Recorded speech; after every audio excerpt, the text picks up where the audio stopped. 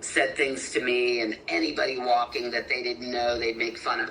I wanted to go the other way, which was like miles to walk the other direction to cross, you know what I mean? Just to not see those kids. I couldn't. And my dad wouldn't take me to school. They didn't get it, whatever. So one day I'm in art class, and the teacher's like, here, whatever, and with the rest of your clay, take it and put it back and whatever. So I take my clay, and I'm walking to the back of the classroom, and this girl with these big gold hoop earrings and this guy with the mustache and the little goatee are saying, I bet she is. I bet she isn't. I bet she is. And I thought I was being tough, and I go, you bet I am what? And she goes, a virgin. And I go, oh, no, I'm not. Because I had no idea what she was talking about. But I didn't. You didn't know what that meant at 13? I had no idea. Wow. I had no idea. So. I think I remember this. And he goes, and he was like, oh, okay. And I was like, all right, I don't know what I just said. But, you know. So that's the end of it. So that night at dinner, we're sitting there. And I said, gonna mortify your parents. We're just eating. How was your day? And whatever. And I go, what's a virgin? And Grandma's like, oh, 11 years old. And the fork drops. And, you know, yeah. He goes, what are you talking about? And I said, well, today at school, this happened. And he goes, so what did you say? And I go, it didn't sound like something I wanted to be. So I said, no, I wasn't. He goes, and his veins in his neck were, you know, and his face got red. And he goes, you come from a good family, and you're a young girl, and you're Catholic. And he was like, and I go, but what is it? Yeah. I didn't know. And he got up from the table. My mom told me to get ready for bed. They just and didn't that was tell the end you? of the discussion. Oh, my God. So a few days later, I had met a girl that her parents were deaf, and I actually learned sign language really quickly because I'd go to her house after school. She had a sister in high school, and I go, and I thought she was kind of cool because she was pretty and, you know, whatever. And I said, can I ask you something the other day? And I told her, and she goes, oh my God, your mom didn't tell you. And she goes, it means, and she told me, you know, that you've had sex. And I was like, horrified. I was absolutely horrified, you know? Yeah.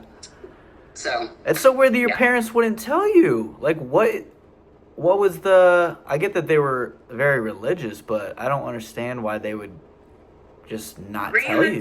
Grandma couldn't handle it. When I got married, when I was 21 and Tom was 25, my mother came up. She barely drank. She drank her little blush wine occasionally, and she had a glass of wine with dinner, and I said, well, and it was like I was getting ready to pack my suitcase for my honeymoon.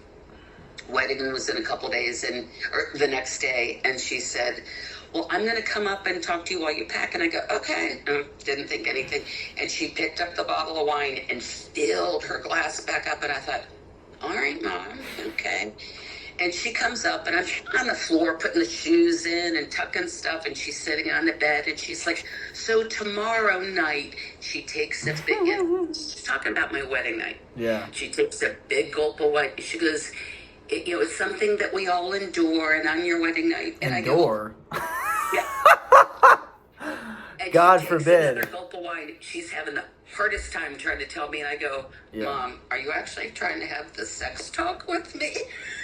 And she's like, yes. And I go, no need. And she goes, do you have any questions? I said, no. She goes, okay, drink it. She goes, I'm going to be downstairs. And she left as soon as she could get the heck out of my bedroom. And I thought, oh, that poor woman. Yeah, the times are so... I mean, you're just a product of your environment and the way you were raised, you know? So I think that just speaks to how she was brought up and what she was used to from her parents and everything, probably. Generation, you did not have sex until, you know, and if you did, oof, the family tried to cover that up, you know? Wow. Times have changed, for sure. Okay, so... Original question was, what was your childhood home like? You were born in New York. You moved to Pittsburgh for about 18 months. Then you moved to Ohio. You were in the apartment. Then you were in the house for a year and some change, 2 years. Then you moved to Southern California, 4 years. Yep. Then you moved to Northern California for how long? Okay, so, yeah, I'm sorry I did get off topic. No, you're fine. You're fine. So, Once we left that apartment, we moved to Pleasanton, California. Probably about 45 minutes from where that apartment was. Okay. Much different, nicer area. It's still very quiet and whatever. It's on the, so it's San Francisco, and then if you go east, it's Oakland, and then it's east to Pleasanton. Far east. It's not attached to Oakland, but anyhow. So we moved there in the summer. Excuse me. How long were you in the apartment for? Only from Couple we months. moved there in February, middle of my 8th grade, and then my parents found a house pretty quick, but we finished that school year, June, and then we moved to Black Avenue in Pleasanton and lived there my freshman, 9th grade, sophomore, junior year, and did I do something? Yeah, if you do a thumbs up, I don't know why it does that. Oh, I'm sorry. So Grandpa was working for Westinghouse still, and he had the opportunity, I'm getting ready to hiccup, sorry. Let me get a sip of water. To move to Saudi Arabia for a year. And Grandpa was going to move there? What's that? Grandpa was going to move to Saudi Arabia? Well, we were all.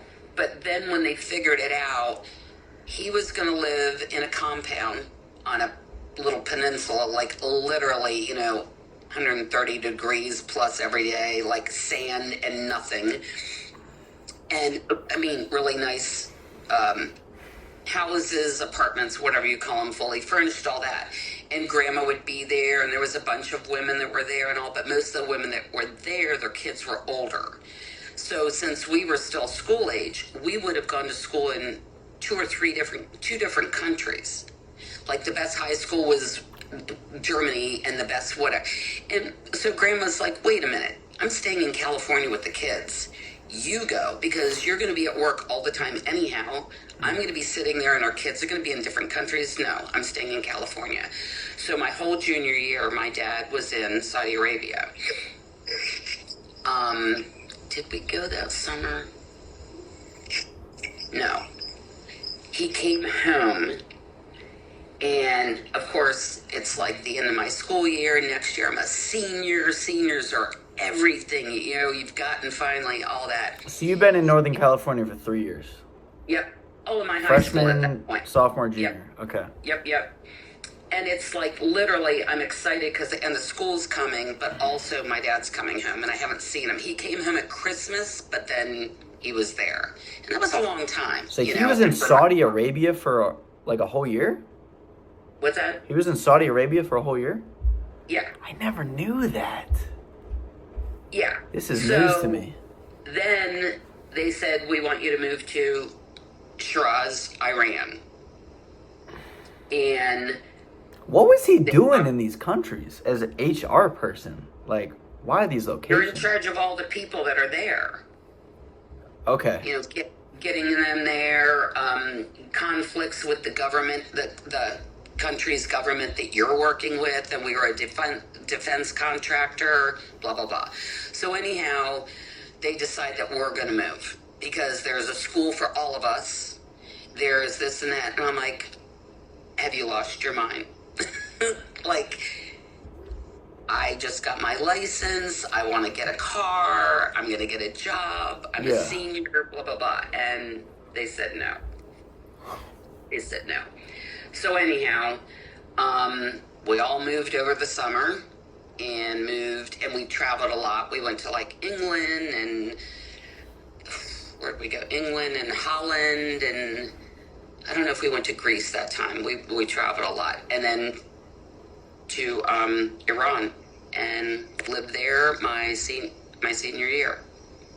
Just the 1 year? Yeah. I graduated early. I had enough credits, so I finished school like the end of January, February, whatever that is. But my dad's like, well, you're not laying around the house not doing anything. And I had an American boyfriend that was older, and he's like, you're not just hanging out with them all day, him and his friends. So I worked at Westinghouse part of the day, typing and doing office crap for my dad, filing and doing stuff. So, and they paid me and all that. So, How long did you stay in Iran after you graduated?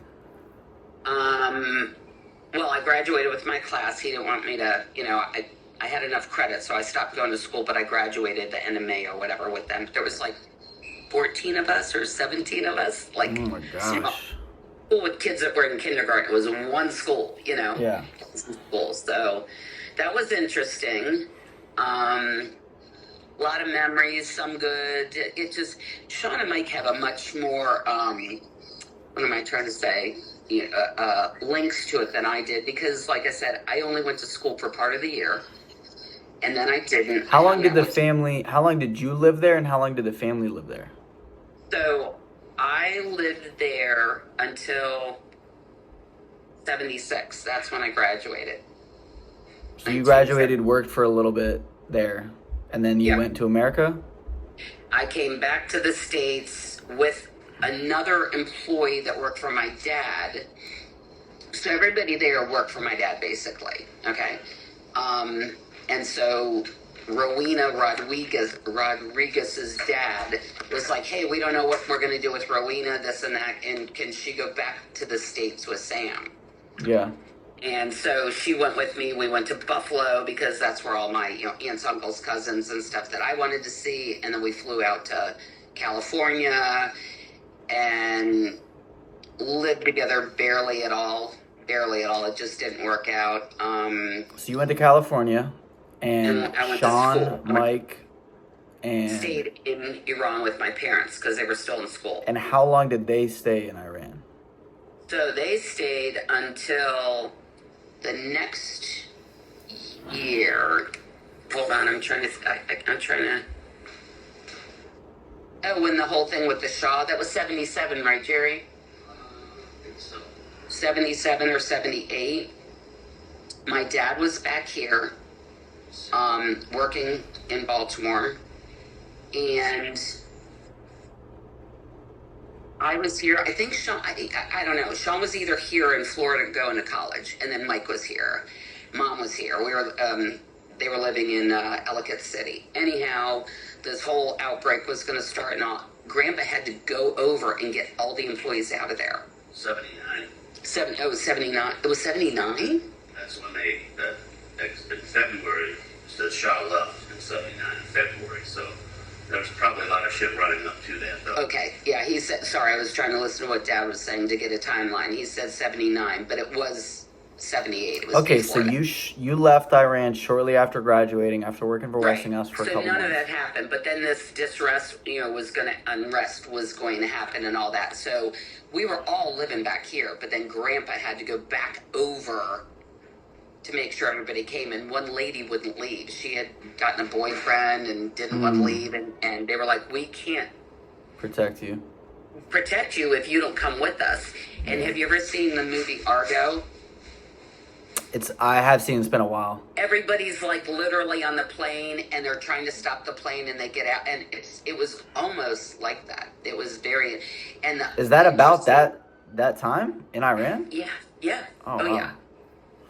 Yeah, so when Dad and I saw that with a whole different, it was like, oh my God, because it showed pictures of Iran, and I'm like, that's like this, it was like too familiar, Okay, so anyhow. So how long did Sean, Mike, and your parents stay in Iran after you left? Was it a couple months? Was it a couple years?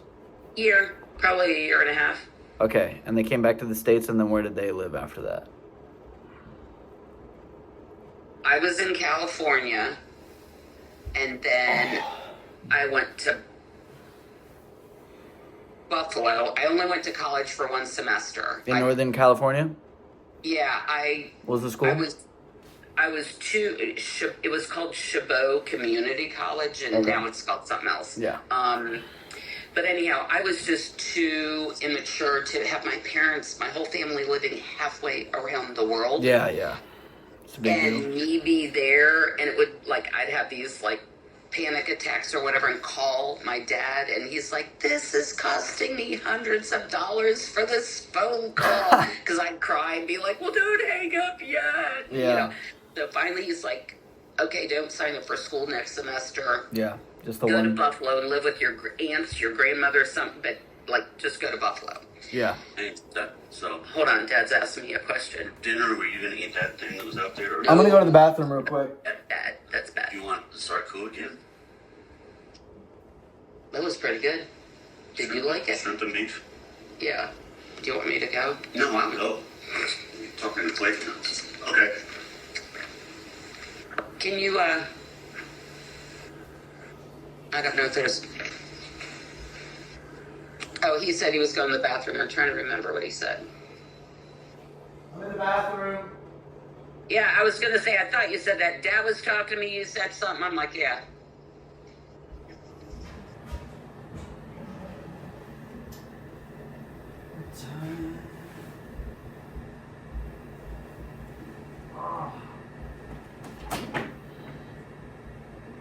You know what time it is? Me? Yeah. It is 5:46. Okay. All right. So. I'm sorry, I know there's a lot of side stories, but... So anyhow, I was in Northern California, then I moved back to Buffalo. Lived with my grandma's mom in West Seneca, very close to Buffalo. Yeah. And then I was like, I want to go back to California, but I didn't know what I wanted to do. So Grandpa called and said, we're moving back to California, blah, blah, blah. And I was like, yes, I'll meet you there. And I had my car. And when are you going? Whatever. So I gave notice at my job. I worked at Mr. Donuts. I worked full time, so I did okay. And then about a week before I was going to leave to start my trek out to California, Grandpa called me, said, change of plans. We're not moving to California. They need me in Baltimore. And I said, where? It's like Maryland. And I'm like, what's in Maryland? Yeah. And I'm like, oh my God, I'm going to try to get my job back. I don't want to go to Maryland. And my boss is like, you train, you're a place? And I'm like, okay, I get. So I moved to Maryland. So. And this is in the late 70s, early 80s? Like 78. And then was he settled in Baltimore pretty much since then? Yep. Okay. For how long? I was like 19 and not back, but in Baltimore. And how much longer did he work for Westinghouse in Maryland? Grandpa in 91, Westinghouse had a big layoff. And he was a human resource manager. So literally everybody had a list, and they said everybody, employees, and they were by seniority or whatever, like how long you've been with the company, death, right? Yeah. So the ones that were with the company longest were, so they were like, everybody take 5 off, whatever it was, bottom of your list, top of your, whatever. And they took them off. And then they took more people. And then they were like, okay, now we just need everybody like 2 more. And everybody across the board took 2 more. And so there was a young guy that worked for Grandpa that had been there quite a while and had just had like their second kid or something, like whatever, bought a house and had a baby. And he said, if I take my early retirement, will you keep him? I'll take his place. I don't want, the kid just bought it, and I can retire now. So he took early retirement. Okay. So, New York. So anyhow, that's what you were saying, where I've lived my childhood. So does that where it ends, 19? Yeah, I'm just trying to, yeah. So, New York, Pittsburgh, Ohio, Southern California, Northern California, Iran. Yep. Whew. You got definitely, And then back to California and then Buffalo. yeah, that is a interesting 0 to 18 first years for sure. Okay. Shifting gears, did your family have any holiday traditions?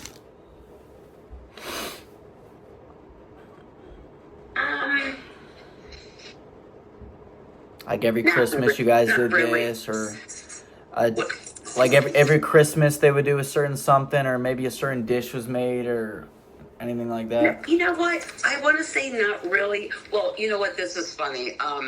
Grandma had a sweet tooth. So any excuse that she could make dessert for everybody, you know, and A lot of dessert in the I house. remember it's things would make like serve 6, and of course there was 5 of us, so Grandma got 2. She'd have 1 when she made it, and then but A sweet tooth. She would always make dessert. oh yeah, so for President's birthday, George Washington's birthday was a holiday. You know, he chopped down the cherry tree. You know that, you've heard that story. Yeah. She would make a cherry pie every President's Day, and I thought everybody did it.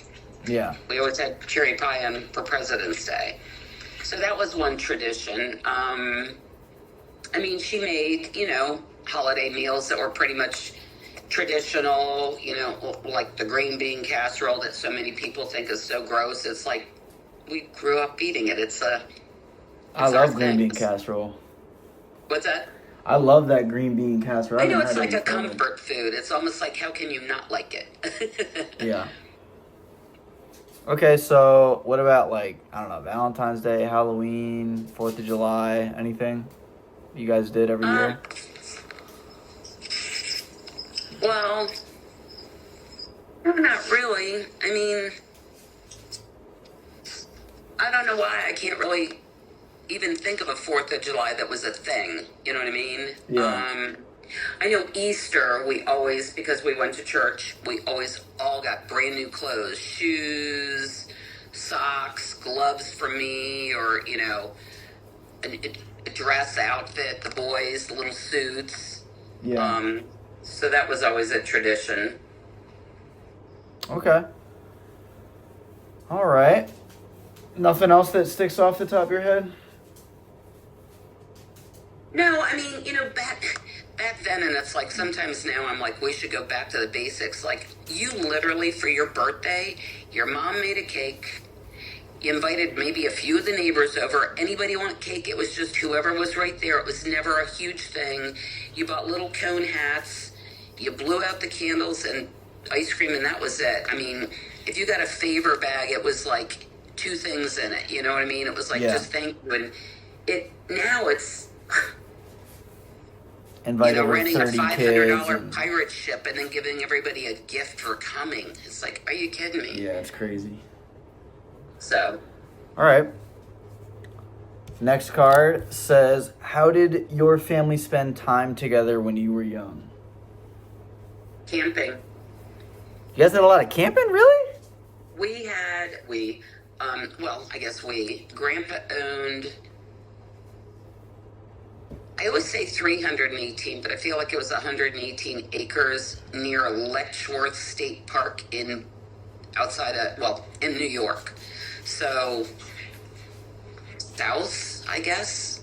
I always pass it on the way to Buffalo, so yeah, it's south of Buffalo. Anyhow, they never built on it. It had a natural spring, which was kind of cool. Yeah. A dirt road going to it. And then off of it, and once my dad bought it, he bought it from his boss at Westinghouse. He owned a bunch of property.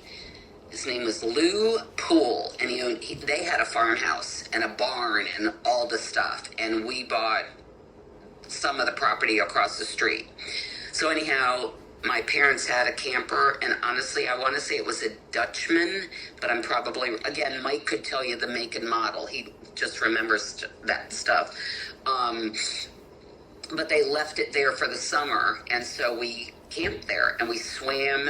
They took a what do you call it, excavator, I guess, and dug by the spring. So of course the water was freaking cold, spring water. But they dug enough, and in my mind, it was huge. And my mom said, or Grandpa one time said, it was probably like 6 feet by 6 feet.